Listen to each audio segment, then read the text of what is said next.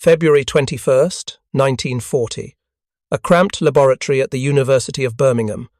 John Randall stared at the copper cylinder sitting on the workbench before him, its surface still warm from the vacuum-sealing wax they'd applied hours earlier.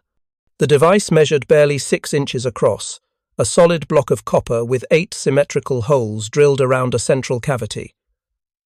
Outside, Britain was losing the war. Harry Boot adjusted the magnetic field generator surrounding their prototype, his hands steadier than they had any right to be given what was at stake. The mathematics said this design should work. The physics predicted it would generate microwave power at wavelengths no existing technology could touch. But mathematics and physics had promised many things in this war that had failed the moment they met reality. German U-boats were strangling the Atlantic sea lanes. Every night, convoys struggled across dark waters, where radar could barely see 30 miles ahead, where enemy submarines surfaced with impunity to torpedo merchant ships carrying the food and fuel that kept Britain alive. The Royal Air Force's chain-home radar network could detect Luftwaffe bombers approaching across the Channel, but only because those massive installations operated on wavelengths measured in meters, requiring antenna towers 360 feet tall, and detection ranges that topped out at distances where the curvature of the Earth itself became the limiting factor. The problem was brutally simple. Radar needed short wavelengths to see small targets at useful ranges. Short wavelengths required high-frequency transmitters. High-frequency transmitters needed power, enormous amounts of power concentrated into pulses that could bounce off a submarine periscope 6 miles away or spot a bomber through darkness and clouds. And nobody in the world had figured out how to generate that kind of power at wavelengths shorter than 1.5 meters. Boot threw the switch. The magnetic field energized. Randall watched the oscilloscope trace, expecting the feeble flickers that previous Magnetron designs had produced. Instead, the screen erupted with a signal strength that made both men freeze in disbelief. 400 watts of microwave power at a wavelength of 9.8 centimeters. Not the 10 or 20 watts that American klystron tubes struggled to produce. 400 watts, pouring from a device small enough to hold in one hand. If you're enjoying this deep dive into the story, hit the subscribe button and let us know in the comments from where in the world you are watching from today. The numbers scrolling across their measurement equipment told a story that would reshape the entire war. This crude prototype, assembled from scrap copper and sealed with wax because they couldn't afford proper vacuum equipment, was generating nearly 100 times more microwave power than anything else in existence. The wavelength was short enough to fit radar equipment inside an aircraft. The power output was sufficient to detect a submarine's conning tower from beyond visual range. The implications were staggering. Randall picked up the telephone to call Professor Marcus Oliphant. The call would set in motion events that would lead to American industrial might, British scientific innovation, and ultimately to technology that would help turn the tide of the Battle of the Atlantic. But in that moment, standing in their laboratory with a device that shouldn't exist according to everything the military establishment believed possible, both men understood they had crossed a threshold from which there was no return. The war that Britain was fighting in early 1940 was a war of range and detection.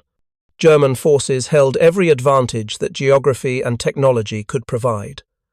Their U-boats operated from bases in occupied France, cutting transit times to the mid-Atlantic convoy routes by days. Their submarines could travel, submerged on battery power, invisible to the sonar equipment British destroyers carried. When they surfaced to attack at night, they became low-profile targets that disappeared against the dark ocean, nearly impossible to spot visually. The chain-home radar stations that lined Britain's coast represented the most sophisticated detection network ever constructed, but they were prisoners of their own physics.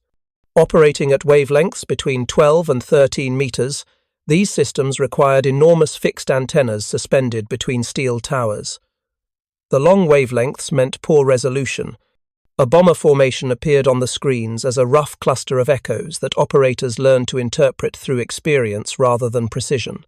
Aircraft flying below 1,500 feet simply vanished beneath the radar's detection angle, invisible until they were nearly overhead. British scientists had understood for years that shorter wavelengths were the answer.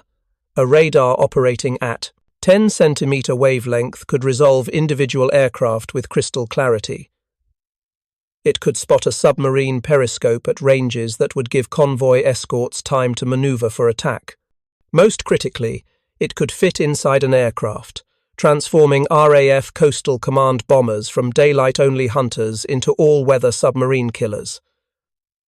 The theoretical understanding existed. British researchers had calculated the electromagnetic principles decades earlier. What didn't exist was any practical way to generate high-power microwaves. The klystron, developed at Stanford University, could produce coherent microwave signals, but only at power levels measured in tens of watts, sufficient for laboratory experiments. Useless for military radar systems that needed to punch signals through hundreds of miles of atmosphere and receive echoes from targets the size of a submarine's periscope. German scientists faced identical problems with their own radar development efforts. The Freya, early, warning radar, operating at wavelengths around 2.5 meters, provided the Luftwaffe with detection capabilities roughly comparable to Chain Home. Their Würzburg precision radar, working at shorter 53 centimeter wavelengths, could track individual aircraft with remarkable accuracy, but required massive ground installations and generated only modest power output. The Germans had pursued klystron-based development paths, achieving technically elegant solutions that nonetheless couldn't bridge the gap between laboratory demonstrations and combat effectiveness. Marcus Oliphant had assigned Randall and Boot to the microwave problem in September 1939 with explicit instructions to think beyond conventional approaches. The Admiralty wanted radar that could detect U-boat periscopes. Bomber Command needed navigation systems that could guide aircraft to targets through clouds and darkness. Fighter Command required airborne intercept radar compact enough to fit in night fighters. All three requirements demanded the same impossible combination: microwave wavelengths, high power output, compact size, and reliability under combat conditions. The magnetron principle itself was ancient by the standards of electronics research. Albert Hull at General Electric had developed splitter-node magnetrons in 1921, devices that used magnetic fields to control electron flow in vacuum tubes. Numerous researchers worldwide had experimented with magnetron designs throughout the 1920s and 30s, publishing over 200 technical papers on the subject. But these devices remained laboratory curiosities, too inefficient and too low-powered for practical applications. Randall and Boot's breakthrough came from reconsidering the fundamental geometry of the magnetron cavity. Previous designs had used simple split anodes or crude cavity structures. The Birmingham team drilled 8 precisely sized holes around a central cathode, creating resonant cavities that would trap and amplify microwave oscillations at specific frequencies. Each cavity functioned like an organ pipe tuned to a particular note, except these pipes resonated at frequencies measured in gigahertz rather than hertz. The copper construction solved another critical problem. Previous magnetrons had used glass envelopes, adequate for low-power operation, but hopeless for dissipating the heat that high-power microwave generation would produce. Copper conducted heat efficiently, allowing the device to operate continuously at power levels that would have melted glass tubes instantly. This seemingly mundane engineering choice made the difference between a laboratory demonstration and a combat-ready system. By May 1940, Randall and Boot had pushed their prototype beyond 1 kilowatt of output power. The General Electric Company at Wembley took over production engineering, refining the vacuum sealing and internal geometry. By August, GEC had manufactured 12 prototype magnetrons. The 12th unit, an 8-cavity design designated E1189, serial number 12, would become the most valuable piece of cargo ever transported across the Atlantic Ocean. The strategic situation facing Britain in September 1940 left no room for conventional secrecy. France had fallen. The Luftwaffe was launching daily raids against British cities and military installations. U-boats were sinking merchant shipping faster than Allied shipyards could replace losses. Britain possessed revolutionary radar technology, but lacked the industrial capacity to mass-produce magnetrons while simultaneously building aircraft, ships, and weapons to fight a war on multiple fronts. Winston Churchill made the decision personally. Britain would share its most closely guarded technological secrets with the United States, including the cavity magnetron, the proximity fuse, and jet engine designs. The risk was enormous. American industrial security was notoriously leaky. German intelligence services maintained extensive networks in the United States. Any technology shared with America might end up in enemy hands within months. The alternative was worse. Without American manufacturing capability, British scientists could develop revolutionary technology that would arrive too late to affect the war's outcome. The Germans were bombing British factories nightly. Production facilities were scattered, camouflaged, operating under blackout conditions that reduced efficiency. America possessed vast industrial capacity still operating in peacetime conditions, factories that could turn British innovations into mass-produced systems that would equip thousands of aircraft and ships. Sir Henry Tizard led the British technical and scientific mission, assembling a team of scientists and military representatives who would carry Britain's technological crown jewels across the Atlantic. The group travelled through Canada, arriving in Halifax on Sapelation, September 6th aboard the liner Duchess of Richmond. Security was maintained through deliberate casualness. The magnetron travelled in a simple metal case, carried personally by physicist Edward Bowen, looking exactly like the kind of luggage any scientist might transport across international borders. The American scientific establishment had been preparing for this meeting since Vannevar Bush established the National Defense Research Committee in June 1940. Bush understood that American entry into the war was likely inevitable, and that the United States needed to mobilize its scientific resources before the crisis arrived. Alfred Loomis, a wealthy physicist who had built his own private laboratory, chaired the NDRC's Microwave Committee, gathering America's top radar researchers to assess the state of detection technology. The meeting at the Wardman Park Hotel on September 19th would transform the war's technological trajectory. British and American teams circled each other cautiously at first, each side reluctant to reveal capabilities without receiving something valuable in exchange. The British described their chain-home network. The Americans countered with details of their own radar development efforts, including experimental 10-centimeter systems that showed promise but lacked adequate power sources. Then Bowen reached into his case and produced Magnetron E, 1189, serial number 12. The copper cylinder, barely larger than a coffee can, represented the solution to every problem American radar researchers had been struggling with for years. Loomis arranged for the magnetron to be X-rayed at Bell Telephone Laboratories. The technicians were initially confused when the X-ray revealed 8 cavities instead of the 6 shown on the British technical drawings.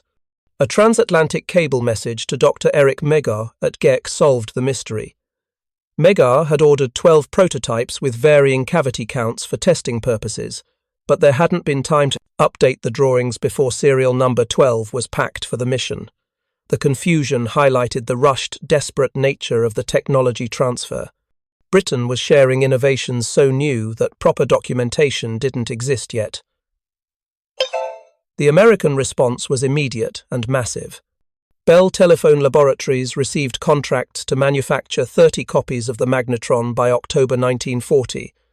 More critically, the NDRC established the Radiation Laboratory at Massachusetts Institute of Technology, deliberately choosing a name that suggested nuclear physics research rather than radar development. The RAD Lab would become one of the war's largest scientific projects, eventually employing nearly 4,000 people at its peak.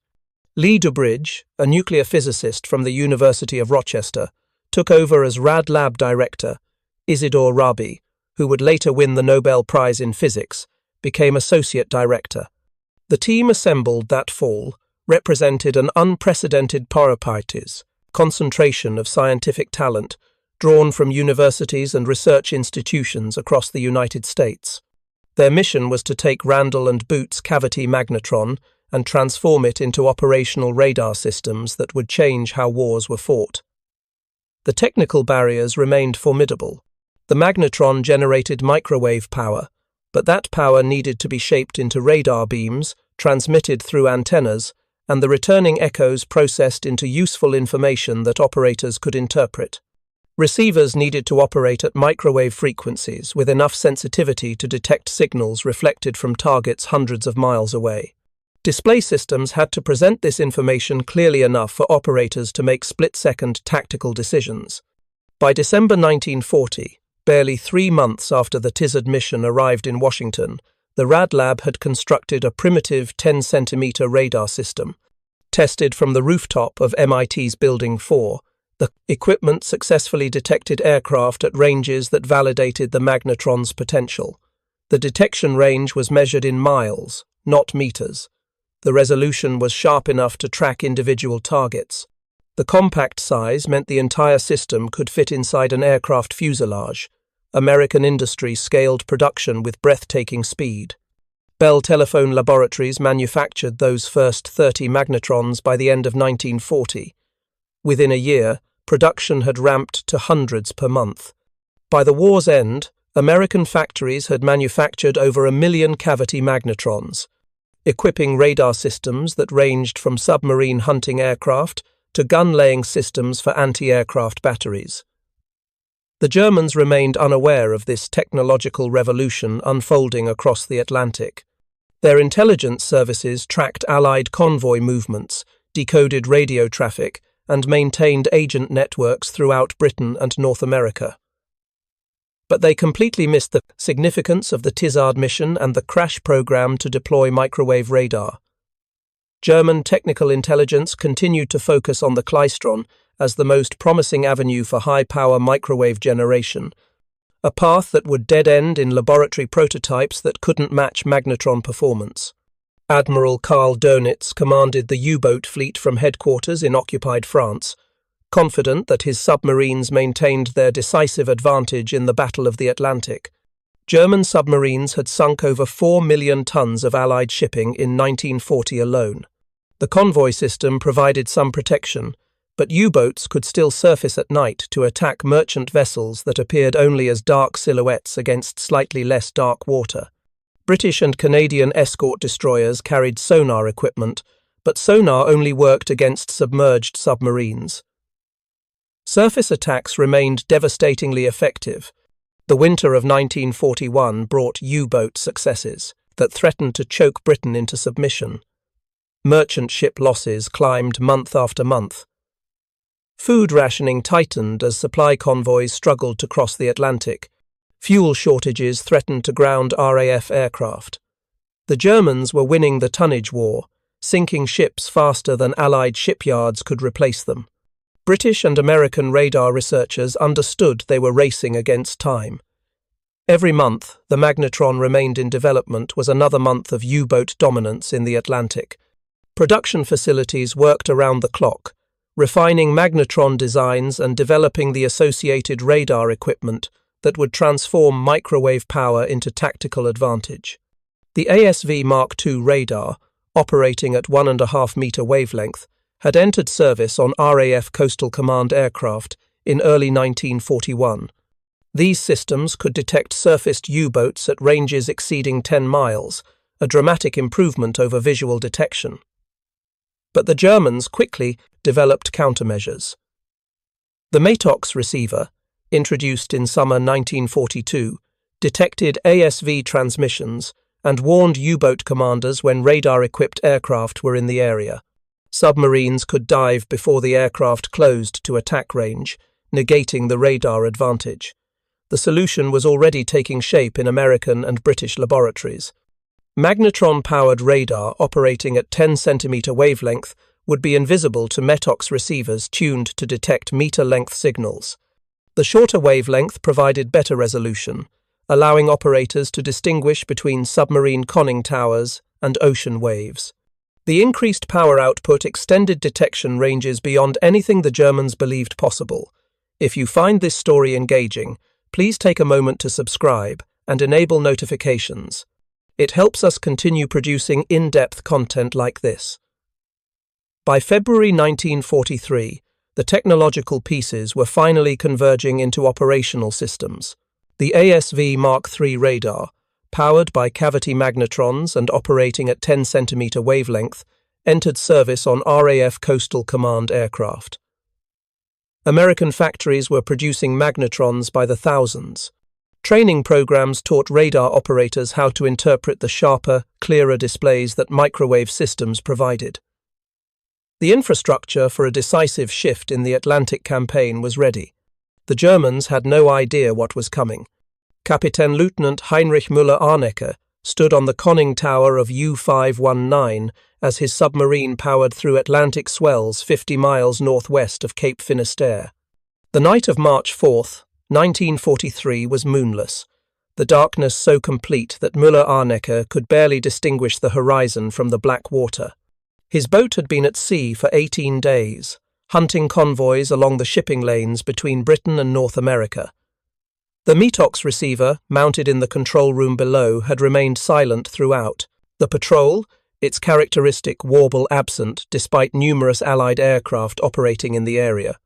German intelligence had assured U-boat commanders that METOX could detect British radar transmissions at ranges exceeding 25 miles, providing ample warning to crash dive before enemy aircraft could close for attack. Müller-Arnecke trusted that technology, the way he trusted his diesel engines and pressure hull. The first indication something had changed came at 01:47 hours, when lookouts reported aircraft engine noise approaching from the southeast. Before anyone on the bridge could react, a Wellington bomber roared overhead at 300 feet, its landing lights blazing as depth charges tumbled from its bomb bay. The explosions straddled U-519's hull, the concussions throwing men against bulkheads and shattering instruments. Müller-Arnecke screamed orders to dive, but the damage was already done. Control surfaces jammed, pressure hull compromised. The submarine began taking water through cracked seams. U-519 limped back to its base at Saint-Nazaire, barely making port before flooding overwhelmed the pumps. Müller-Arnecke's after-action report described an impossible attack. The aircraft had approached without triggering METOX warnings. The bombing run had been executed with precision that suggested radar guidance. Most troubling, similar incidents were being reported by other boats throughout the Bay of Biscay and mid-Atlantic operational areas. Admiral Karl Dönitz read these reports in his headquarters bunker, searching for explanations that fit German understanding of Allied capabilities. His technical staff assured him that British radar still operated at meter wavelengths that METOX could easily detect. The sudden increase in surprise attacks must result from some other factor, perhaps improved visual search techniques or better crew training among Coastal Command pilots. A captured RAF officer provided what seemed like a plausible answer. Under interrogation, he claimed that British aircraft were equipped with receivers that could detect the weak emissions from METOX units themselves, turning the German warning system into a beacon that guided attackers directly to their targets. Dönitz issued urgent orders on August 13, 1943, commanding all U-boats to shut down their METOX receivers immediately. The truth was far worse than German intelligence suspected. The Wellington that had attacked U-519 carried an ASV Mark III radar, powered by a cavity magnetron operating at 10 cm wavelength. The system's plan position indicator display had shown Müller-Arnecke's submarine as a bright return against the dark ocean, visible from 12 miles away despite complete darkness. The METOX receiver, designed to detect signals at wavelengths between 60 centimeters and 6 meters, was completely blind to the microwave transmissions painting German submarines for Allied radar operators. Flight Lieutenant Thomas Bulloch had been among the first Coastal Command pilots to receive ASV Mark III training in February 1943. His initial operational patrol on March 17 demonstrated the new radar's capabilities with devastating clarity. Flying a Wellington over the Bay of Biscay transit routes that U-boats used to reach their Atlantic hunting grounds, Bulloch detected 7 separate submarine contacts during a single 6-hour patrol. 5 of those contacts resulted in attack runs with depth charges, 3 producing oil slicks and debris that indicated probable kills. The operational tempo accelerated throughout March and April as more aircraft received Magnetron-powered radar installations. B-24, Liberators equipped with American ASG radar, began closing the mid-Atlantic gap, that region beyond land-based aircraft range where U-boats had previously operated with near impunity. The combination of extended patrol ranges and microwave radar created what German submariners began calling the Todeszone, the death zone, where submarines could be detected and attacked anywhere in the Atlantic, regardless of weather, darkness, or distance from Allied bases. The statistics told a story that German Naval Command initially refused to believe. In March 1943, U-boats had sunk 567,000 tons of Allied shipping while losing 15 submarines. The loss rate was concerning but still within sustainable limits, given German production capacity. April brought the first indications of catastrophic change, with U-boat losses climbing to 15 boats while merchant ship sinkings dropped to 345,000 tons. May 1943 would later be remembered as Black May in German naval history. Convoy ONS-5 departed Liverpool on April 22nd, escorted by 7 destroyers and corvettes, following a northern route designed to avoid known U-boat concentrations. 43 merchant ships carried supplies desperately needed in Britain, everything from Canadian wheat to American aviation fuel. German B-dienst radio intelligence detected the convoy's departure and calculated its probable course across the Atlantic. Dönitz ordered 41 U-boats to form patrol lines across ONS-5's projected route, the largest Wolfpack concentration of the war. The tactical plan called for submarines to locate the convoy through radio direction, finding and visual searches, then coordinate mass attacks that would overwhelm the escorts. German doctrine assumed that darkness and poor weather would protect surfaced submarines from air attack, allowing them to maneuver for optimal torpedo firing positions. The battle commenced on May 4th, when U-boats made initial contact with ONS-5 approximately 600 miles east of Newfoundland. What should have been a decisive German victory instead became a demonstration of how completely microwave radar had shifted the tactical balance. RAF Liberators, equipped with ASV Mark III, detected U-boats attempting to shadow the convoy from ranges exceeding 15 miles. Coastal escorts carrying 10-centimeter radar could track submarines through fog and rain that made visual detection impossible. The first night of attacks cost the Germans 6 U-boats in exchange for 13 merchant ships sunk: U-192, U-638, U-125, U-630, U-531, and U-438 all fell to depth charge attacks guided by radar that their commanders never knew existed. The escorts used their microwave sets to coordinate counterattacks with precision that seemed supernatural to German survivors. Submarines diving to escape one destroyer found themselves detected by another vessel, whose radar had tracked the entire engagement. Korvettenkapitän Peter Dönitz, son of the German submarine force commander, died aboard U-954 during attacks on convoy SC-130 on May 15th. His boat was detected by radar while running surfaced to reach an attack position, caught by escort destroyers who could see through the darkness that had traditionally protected German submarines. The younger Dönitz's death symbolized the human cost of technological surprise. Talented crews destroyed by equipment they had no means of detecting or countering. The tactical situation deteriorated so rapidly that individual U-boat commanders began questioning whether continuing operations made any strategic sense.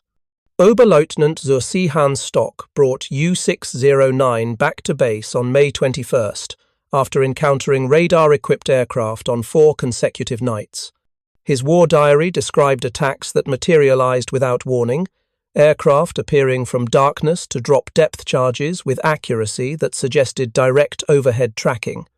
Stock recommended immediate suspension of Atlantic operations until German technical services could identify and counter the new Allied detection system.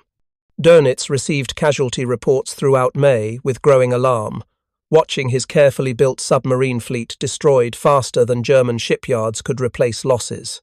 41 U-boats were sunk during the month, representing 25% of operational boats.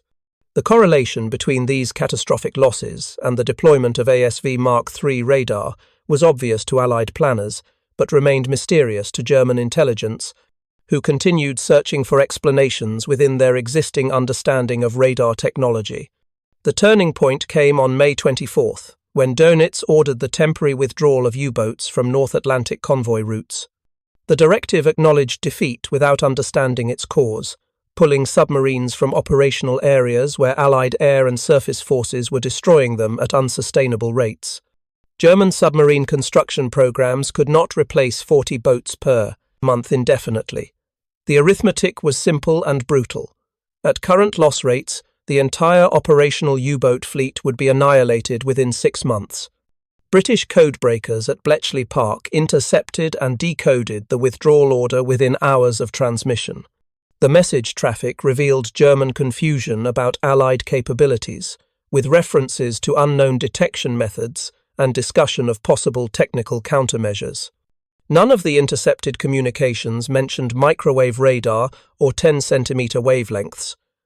The cavity magnetron remained invisible to German intelligence, despite being the decisive factor in the Battle of the Atlantic. Commander Peter Gretton commanded the escort group that had defended convoy ONS-5 through the May battles. His after-action report credited the new centimetric radar with enabling coordinated counterattacks that would have been impossible using previous equipment. The plan position indicator displays showed U-boat positions relative to the convoy with clarity that transformed anti-submarine warfare from reactive defense to proactive hunting. Escorts could vector toward submarine contacts, while the U-boats remained unaware they had been detected. The strategic implications extended far beyond immediate tactical successes. Allied planners preparing for the Normandy invasion needed to transport millions of tons of supplies across the Atlantic without catastrophic losses to U-boat attacks. The Magnetron-powered radar systems had effectively neutralized the German submarine threat at precisely the moment when Allied amphibious operations required uncontested control of Atlantic shipping lanes. Roosevelt and Churchill had bet Britain's most closely guarded technological secret on American industrial capacity, and American factories had delivered beyond even optimistic projections. Radar Research Establishment and MIT's Radiation Laboratory worked together to refine magnetron production techniques that increased output while maintaining quality. By mid-1943, American manufacturers were producing thousands of cavity magnetrons monthly, equipping aircraft, ships, and ground installations with detection capabilities that exceeded pre-war theoretical predictions.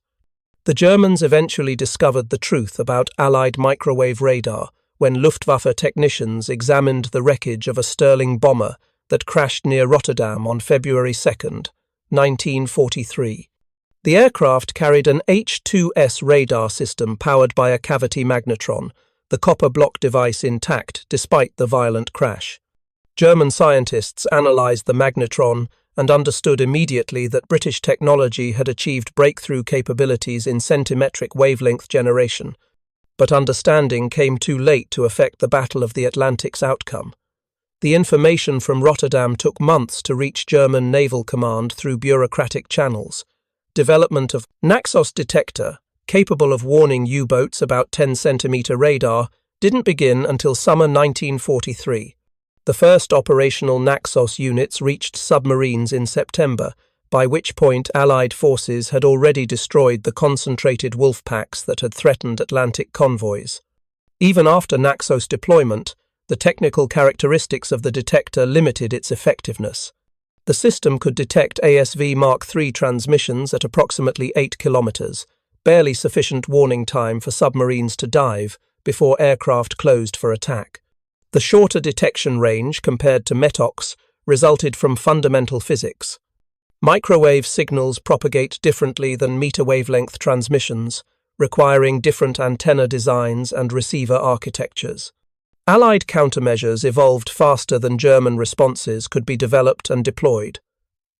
The ASV Mark VI, introduced in late 1943, incorporated an attenuator system called Vixen that progressively reduced radar power as aircraft approached detected submarines. Naxos operators watching their signal strength indicators would see the apparent radar contact moving away, leading U-boat commanders to believe they were safe, when in fact the attacking aircraft was closing for a depth charge run. By December 1943, the Battle of the Atlantic had effectively ended as a strategic threat to Allied operations. Merchant ship losses dropped below 100,000 tons monthly, while U-boat casualties remained above 30 submarines per month. The tonnage arithmetic that had threatened Britain's survival in early 1943 reversed decisively. Allied shipyards launched 14 million tons of new merchant vessels during the year, far exceeding losses to all causes. Thank you for watching. For more detailed historical breakdowns, check out the other videos on your screen now, and don't forget to subscribe.